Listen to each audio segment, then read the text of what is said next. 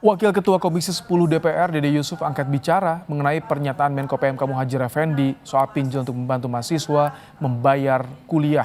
Dede bilang tidak pas jika pinjol yang dimaksud pinjol yang konotasinya negatif selama ini. Namun ia sepakat jika yang dimaksud adalah pinjol yang diawasi OJK, tidak cari untung dan dijamin negara.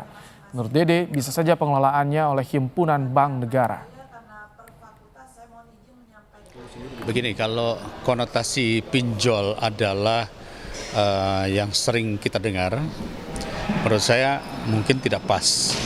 Tetapi kalau yang dikatakan peer-to-peer lending itu artinya dilakukan oleh sebuah lembaga yang di bawah OJK, yang benar-benar terstruktur, terorganisasi, bukan yang bisa di-download sembarangan ya, artinya registered.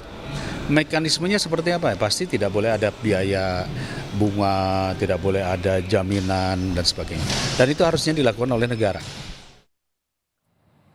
Alumni sejumlah kampus negeri menolak pinjol dipakai untuk membayar uang kuliah mahasiswa. Alasannya kampus punya banyak skema pembiayaan kuliah yang murah. Sementara pinjol dianggap akan membebani mahasiswa. Pemerintah diminta mengutamakan pinjaman pendidikan yang sifatnya murah. Nggak begitu setuju ya, karena kami melihat bahwa banyak alternatif lain yang bisa digunakan untuk dana pendidikan seperti tadi kita sudah sampaikan di dalam.